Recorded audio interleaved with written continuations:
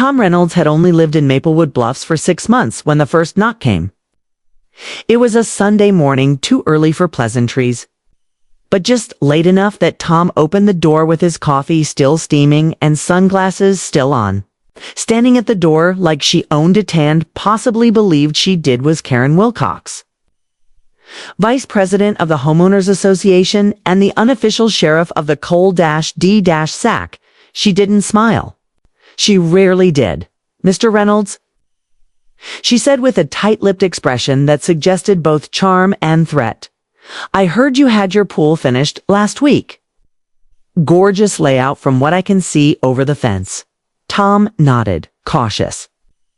"Thanks, just got it filled." Karen didn't blink.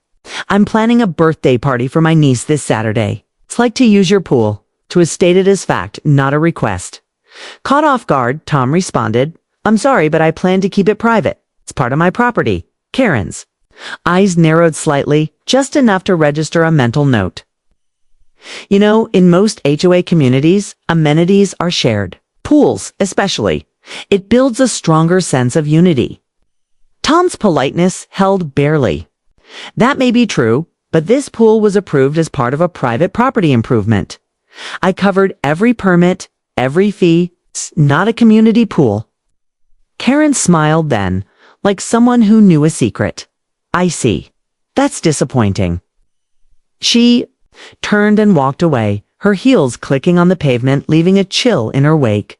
Tom closed the door slowly, feeling that something had just shifted. And not in his favor. Later that evening, he reviewed his HOA documents just to be sure. Nothing stated anything about pools being shared assets. Everything had gone through the proper process. The board even signed off on the final inspection. But something about Karen's tone gnawed at him. 2 days passed. Then came the second surprise. Tom arrived home from a mountain bike ride to find candy wrappers scattered across his backyard, soda cans near the deck chairs, and wet footprints staining the concrete. A pink floaty bobbed lazily in the middle of the pool. Someone had been there. He rushed to a security camera panel inside, only to find the system offline. Not disabled, just mysteriously powered down during the exact window he'd been gone. He checked the logs. There had been a reset. Remotely. Tom's chest tightened. Only 2 people had access to the contractor's codes during construction, him and the HOA's inspection rep. And that rep, Karen Wilcox. The next morning, Tom changed the locks on all side gates, installed a chain with a padlock on the deck, gate, and added motion sensors. He even printed 2 warning signs: private property, no trespassing, and pool monitored by security cameras. He'd had enough. Or so he thought, because that afternoon a letter arrived in a cream envelope with gold embossing. The HOA seal glinted under the sunlight. Inside was a courtesy warning stating that Tom was in violation of HOA spirit by denying equitable use of shared improvements and installing unsightly surveillance signs without board consultation. At the bottom, scribbled in blue ink, was a postscript. "Please reconsider Saturday's invitation. It's not too late to be a team player." Karen Wilcox. Tom read it twice. Then he scanned it, took photos, and sent everything to his lawyer. Because now, it wasn't just a neighborly dispute, it was war. Tom didn't sleep well that night. Every creak of the wooden deck, every gust of wind rustling the trees outside made him feel like he was being watched, or worse, infiltrated. He lay awake, mind spinning. Not just because of the party crashers or the unauthorized entry into his pool. It was the letter, the wording, the entitlement, shared improvements. That phrasing had been deliberate. By sunrise, he was on the phone with Alan, his former law partner and longtime friend. "She's trying to establish some kind of implied easement," Alan said, half laughing, half incredulous. "If she can get enough of the board to believe the pool has become a community benefit, you could be looking at a fight." Tom walked along the pool's edge, noticing a long strand of pink hair stuck to the filter grate. This wasn't Just kids being reckless, he muttered. This was planned. She knew I'd be gone. I'd start documenting everything, Alan said. Every letter, every visit, every neighbor she manipulates. Don't take this lightly. Tom didn't. That same afternoon, he upgraded his camera system with real-time cloud backups and heat detection motion alerts. Installed a secondary lockbox on the gate, this one requiring a thumbprint. Then, quietly, he slipped a written notice to the HOA board through their community Dropbox, effective immediately. No resident or board member has permission to enter my property or use my amenities. This includes the pool. Legal action will be taken for trespassing or vandalism. Tom Reynolds. He made copies. He filmed himself posting the notice. And then he waited. He didn't have to wait long. 3 days later, a black SUV rolled up. Around 3 p.m., while Tom was inside on a Zoom call, motion alerts buzzed on his phone, cued his mic, and switched screens. There she was, Corinne, at the gate again, accompanied by 2 people in matching polos bearing the HOA logo. One of them, an older man with thick glasses, appeared reluctant. The other, a tall woman with a clipboard, looked bored. Karen, however, looked fired up. Tom stepped outside casually, still wearing his headset. Tom, Karen began, loud enough for the whole cul-de-sac to hear, we need to inspect the fencing and camera system. There's concern your new setup is in violation of Article 14.3 authorized. Surveillance equipment visible from the street. Article 14.3. Tom tilted his head. I read the charter yesterday. That article refers to solar panels and unsightly roofing. Karen's smile didn't flinch. Which was amended last month. Tom nodded slowly. Then you'll have the signed amendment minutes available. Karen hesitated. This isn't the time for that. We're requesting access. Now, as board members, Tom took a step forward, speaking directly to the man and woman behind her. I've filed a notice with the board. You are currently trespassing. The man lowered his clipboard. Karen, maybe we should cut him off. Weaponizing. Legalese to isolate himself from the community. If we allow this, everyone will start claiming their pools and patios aren't part of the shared. I've contacted my attorney. Tom interrupted. You'll hear from him soon. Karen's face twisted slightly. I hope you understand the consequences of defying a board investigation. Tom didn't answer. Instead, he pointed at the blinking red camera light above the gate. The group left. But Tom knew this wasn't the end. That night, a new letter appeared in his mailbox. It's one more formal legalese wrapped in neighborly concern. It accused him of fostering hostility and violating cohabitation spirit standards. At the bottom was a line in bold, continued refusal to cooperate may result in escalation to local law enforcement. Tom closed the letter and stared out. His window toward the darkened pool. Let them escalate, he thought. He was already preparing for it. The knock came on a Wednesday. It was steady, measured, official. Tom didn't even need to check the doorbell. Keemer he already knew. When he opened the door, 2 uniformed police officers stood on his porch. One had a notepad. The other wore mirrored sunglasses that reflected Tom's surprised expression. Mr. Reynolds, the notepad officer asked. Yes. We're here responding to a report from the Maplewood Bluffs Homeowners Association. The officer continued. A complaint was filed regarding unsafe conditions and community access denial to what's being claimed as a shared neighborhood facility, mainly your pool. Tom blinked. You're serious? The other officer spoke next. We just need to ask a few questions. Do you mind if we take a look? Tom held firm. You won't be stepping onto my property without a warrant. The notepad officer nodded politely. That's your right, but we'd like to resolve this peacefully. HOA Vice President Karen Wilcox claims you've been denying access to a communal feature that falls under HOA jurisdiction. Tom's lips curled into a thin, humorless smile. Would you like to see the permits? The approval letters from the HOA itself? The signed contractor agreements, surveys, and stamped city documents? The officers exchanged a look. Actually, yes, said The officer with a notepad. Tom motioned toward the patio table just inside the door. A folder sat open. He had prepared for this. Inside were laminated sheets. The original HOA architectural approval form. A signed letter from Karen herself approving the pool design. A copy of his property survey, clearly marking the pool within. His private lot lines and a receipt showing a $1,400 HOA fee for private improvement licensing. The younger officer raised his eyebrows. These are thorough. Tom added, and just for the record, I've never invited anyone from the neighborhood into my yard. Karen accessed it without my permission. And the night I confronted her about it, my cameras were mysteriously disabled. Now it was the police who looked uncomfortable. She claims you made verbal agreements with board members about limited access.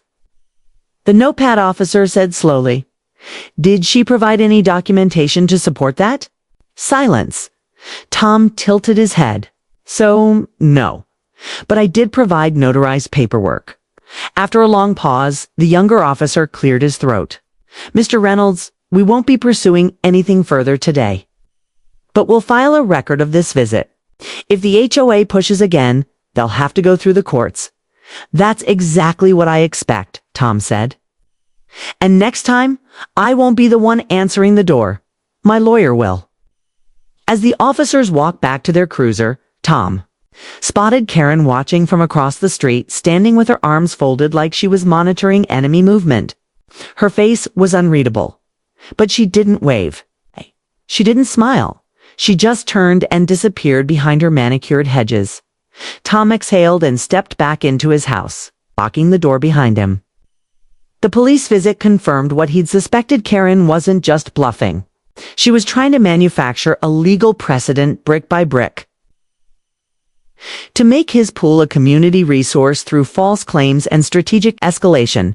But now he had a new angle. If she was willing to lie to the police, she was willing to falsify more than HOA letters. Tom sat down at his laptop and opened the scanned amendment documents she'd referenced during the previous board visit. He activated the metadata reader plugin Alan had sent him. He froze. The documents last.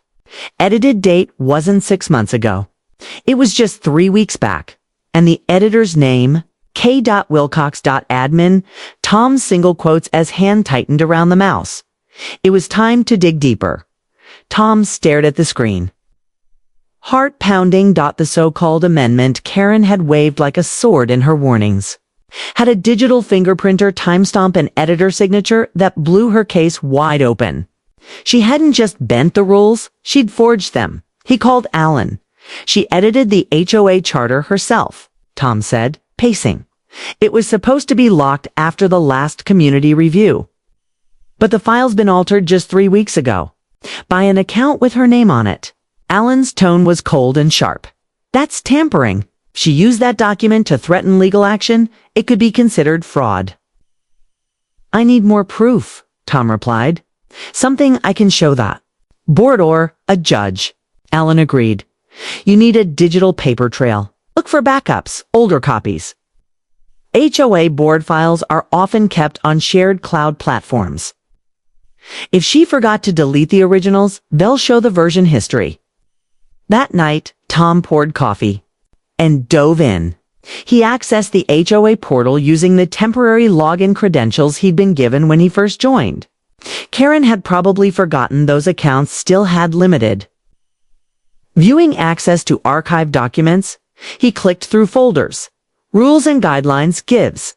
Charter gives amendments. There it was. A folder marked Pool Use Policy. Inside were multiple versions of a PDF titled Article 14 Pool Access Amendment. The oldest one dated back 2 years and didn't mention shared pool access at all. But the newest one, the one Karen had distributed, was a different beast entirely. It contained a fresh section with legal-sounding language. Any privately constructed aquatic installation within the HOA boundary is subject to shared access at the discretion of the board, contingent on communal benefit and availability. Tom grinned grimly. That wording was lifted directly from public park ordinances, not private residential contracts. Then came a knock on his door, an unexpected one. Tom peeked through the peephole. It wasn't Karen. It was Mr. Lee, his quiet next-door neighbor, who rarely spoke above a whisper. A retired engineer, Lee had been on the HOA board for years, but never took a political role. Tom opened the door. "Evening, Mr. Lee? I don't want to be involved," Mr. Lee said immediately, holding out a small USB drive. But you're not the first. She's done this too." Tom took the drive, confused. "What do you mean?" "Last year, she tried to get my backyard patio declared a community seating area. Said I had too many chairs for one person." Mr. Lee chuckled bitterly. "Doctored minutes, claimed we voted on it. I kept the originals. Didn't you fight it?" "Quietly, but I didn't have a lawyer. I just blocked her with cameras and documentation. I'm giving you mine because you're the first person who might actually stop her." Tom stared at the drive, then at Mr. Lee. "She thinks she's untouchable," Lee added. "You're the first wall she's hit that doesn't crack." After Lee left, Tom loaded the USB. Inside, original PDF copies of HOA documents, including meeting recordings from past years. In one of them, audio file dated only 6 months. Karen could be heard saying, "If we can tweak the charter without calling another vote, we can finally get control of these rogue properties. Reynolds thinks he's clever. We'll see how clever he is when the cops are knocking." Tom closed the laptop slowly. She had premeditated everything. Now, he wasn't just playing defense. It was time to go on offense. By Friday morning, Tom had assembled a digital arsenal. Every document, every altered file, every meeting recording.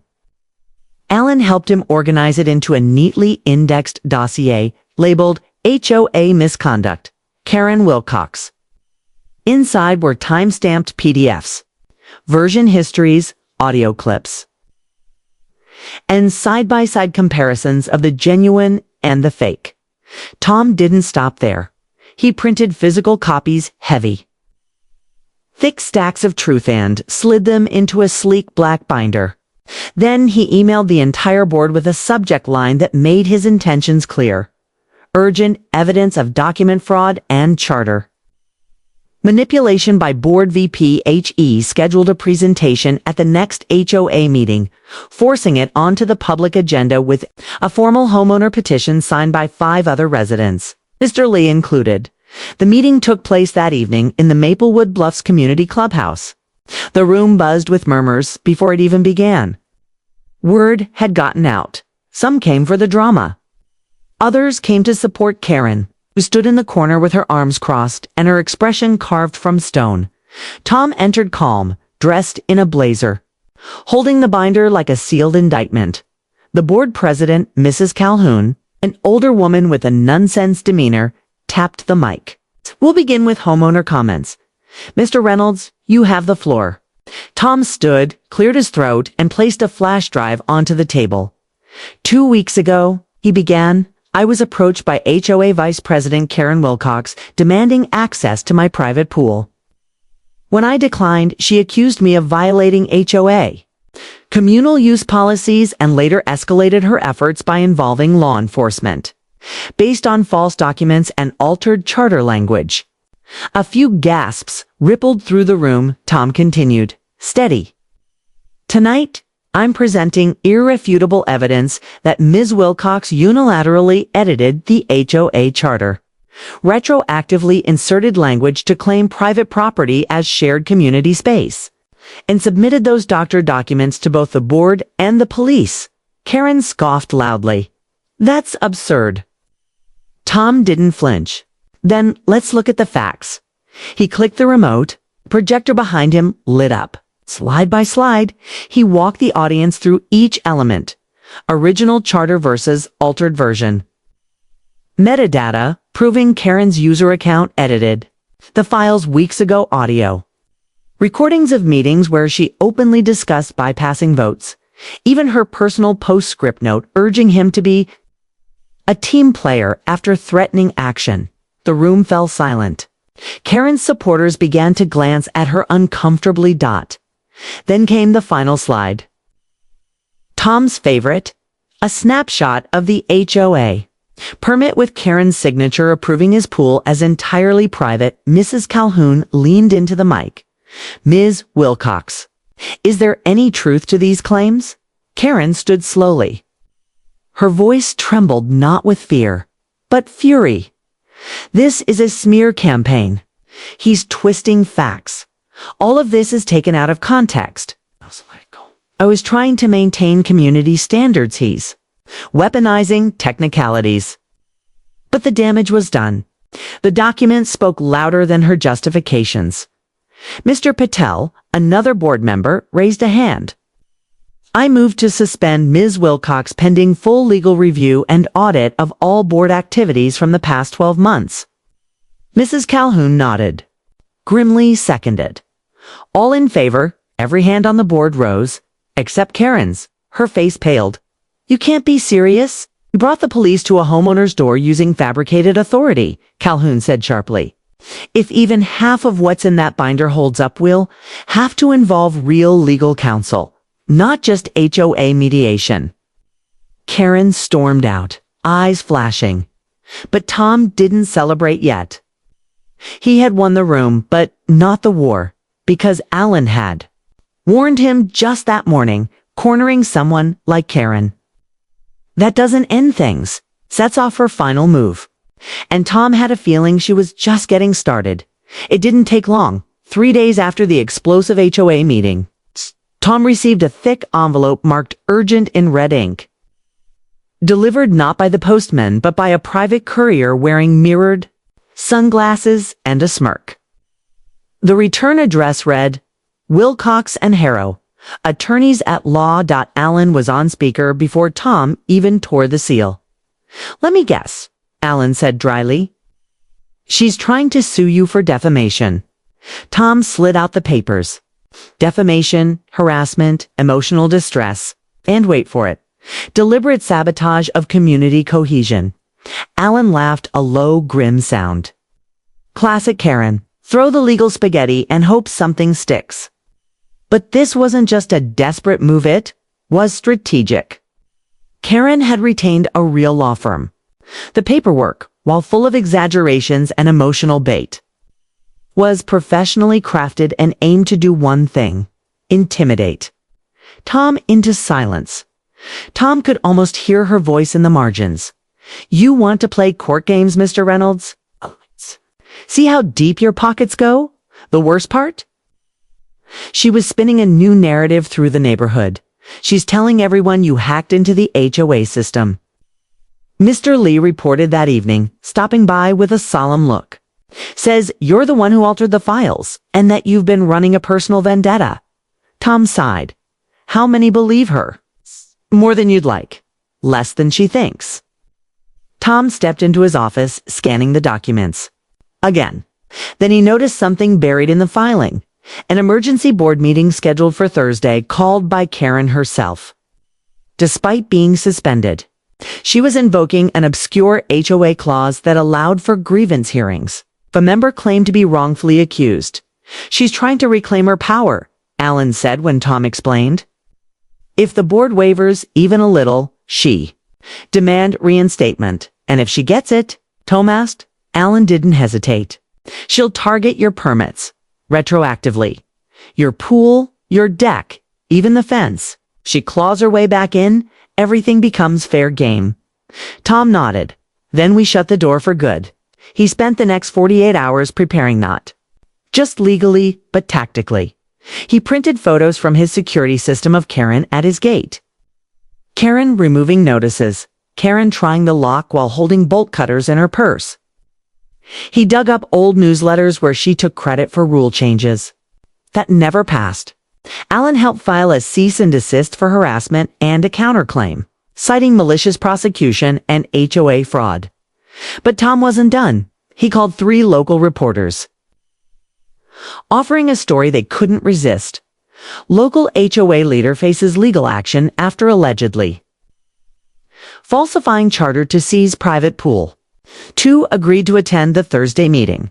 That night, the clubhouse was packed. Karen strutted in with her lawyer, tall, young, Kaya, and clearly uncomfortable representing someone whose voice could chip paint. She opened with a speech full of dramatic flourishes, how she dedicated years to preserving Maplewood's charm, how she was betrayed by a neighbor, and how personal vendettas were tearing the community apart. Then she turned to Tom. This man made me feel unsafe. In my own home, Tom calmly stepped forward. And this woman lied to the police, altered HOA legal documents, and is now trying to punish me for protecting my own property. He dropped a manila folder on the board's table. This is the countersuit. Filed this morning.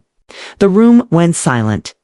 Karen's lawyer scanned the paperwork, and his expression shifted fast, because inside were not good screenshots or copies. There was a sworn affidavit from a former HOA secretary, stating Karen had directed her to backdate and quietly revise internal documents. Karen turned to her attorney. "What does that mean?" she whispered. "It means," he muttered, "you might want to shut up now." The room felt colder as Karen's lawyer sat back in his chair, flipping through the affidavit like it was a live grenade. The board members whispered among themselves. The center of it all, Karen shifted in her seat, not her usual dramatic posture, but tight, defensive, like a queen whose castle walls had started to crumble.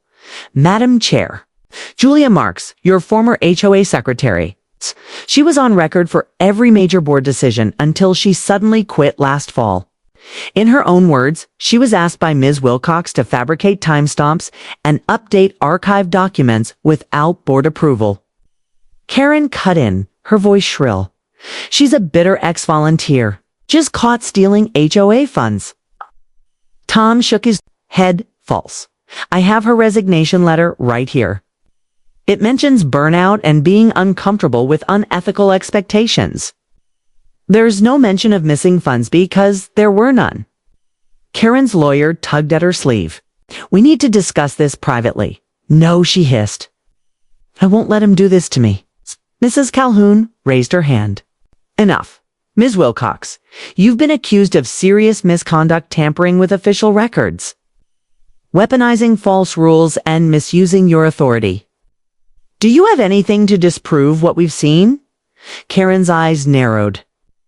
"This is a witch hunt, a calculated smear campaign. You said that last week," Calhoun said. "Now we have documents, testimony, a police report, and a lawsuit." Karen stood abruptly, knocking over her chair. "You're all pathetic. You think I was the problem? I was the reason this neighborhood stayed respectable. Without me, you'll drown in above-ground pools, neon lawn signs, and motor oil in the gutters." Gasps rose from the crowd. Tom didn't need to speak. Karen was unraveling all by herself. The board president tapped the mic again. "We'll be voting now." Karen's lawyer leaned forward. "On what grounds? She hasn't been convicted of anything." "No, but we can remove her permanently under Bylaw 9.2 for ethics violations and abuse of power," Calhoun replied. "Which she's clearly demonstrated." The vote was swift. 5 hands rose for permanent removal, 0 against. Karen stood in stunned silence as Calhoun slid the paper toward her. "Effective immediately. Ms. Wilcox, you are no longer part of the HOA board. Your access to board systems will be revoked. All pending decisions involving you are suspended until the court rules on Mr. Reynolds' countersuit." Karen didn't move. Then she looked at Tom, not with anger, now but pure loathing. "You think this is over? I've built networks in this town, friends on the zoning committee, people who owe me favors. You don't just erase me with a vote." Tom smiled calmly. "You're right. That's why I didn't stop at a vote." He lifted his phone and tapped the screen. Video clip played. It was Kern at the last meeting discussing how she'd tweaked the charter without another vote. The date and audio were crisp, undeniable. Karen's lawyer stared. "You recorded her?" "In a public meeting?" "Yes, and I submitted it." As part of the fraud claim, for the first time, Karen looked rattled. Not angry, not loud, just Exposed, she turned, gathered her things, and left. The silence left in her wake was immense. Mrs. Calhoun finally broke it. Let the record show that the motion passed. Ms. Wilcox is removed. And I hope this is a warning to future board members. The HOA exists to serve its community, not to control it. Tom exhaled. Victory felt strange, hollow almost. Because he knew Karen wasn't the kind to disappear quietly. 2 weeks passed, fewer confrontations. At mailbox stations, neighbors started waving against Miles, instead of side eyes. Mr. Lee even hosted a small cookout on his freshly pressure-washed patio. But Tom wasn't celebrating yet because Karen had gone silent. And silence from her was never a retreat. It was a reload. On a rainy Thursday morning, Tom's phone buzzed with an alert. Zoning board application received. A simple title, but when he clicked the attached file, his blood ran cold. Karen had filed a petition to reclassify his property from single-family, residential, to community shared recreational space, a loophole buried in the city zoning code. If approved, it could invalidate his privacy rights over the pool entirely. Alan was already on the phone, just trying to backdoor the whole case. Can she do that? Tom asked. Alan paused. It's a long shot. But if she has influence inside the zoning board? Tom had only 3 days. He worked around the clock building a counterargument. Even Mr. Lee recorded a video. Testimony about Karen's history of bullying and manipulation. But the real surprise came the night before the hearing. A knock on his door. Not Karen, not legal mail. It was Julia Marks, the former HOA secretary who had signed the affidavit. She looked nervous. I have something. Something I didn't include before. She handed over a black folder. Inside was a printed email thread between Karen and Councilwoman Beard discussing the zoning petition before it had even been filed. In one message, Karen wrote, "If you push this through quickly, I guarantee another 10 donors for your fall campaign." This guy's pool has become a symbol of everything wrong with our neighborhood. Tom stared at it. This is enough to prove she tried to influence a public official. Julia nodded. Monday's zoning hearing was held in a sterile, echoing city chamber. Karen sat confidently across the room, dressed in professional gray, her lawyer seated beside her. Councilwoman Baird presided neutral on the surface. But her eyes flicked toward Karen too often. Tom stood at the podium, prepared. He spoke of privacy rights, property boundaries, the abuse of HOA power. Then he dropped the email. The chamber fell into stunned silence. Councilwoman Baird paled as the emails were read aloud. Karen's lawyer tried to object, but the damage was done. The assistant city planner pulled the zoning petition from the table before the vote was even called. Based on clear conflict of interest and attempted coercion, the chair announced, the reclassification petition is dismissed permanently. Karen stood slowly, her hands shook. And this time, she didn't storm out. She slinked outside. Tom was met by neighbors clapping softly. Mr. Lee handed him a root beer. Pool party next week. Tom smiled. You bring the chips. I'll bring the floaties. The following Sunday, kids splashed in his pool. Parents laughed, and for the first time in months, Maplewood Bluffs felt like a neighborhood again. Karen's house went up for sale. A month later, she moved out quietly. But everyone remembered what happened and how close one person came to hijacking their entire community. Thanks to one homeowner who said no and had the receipts.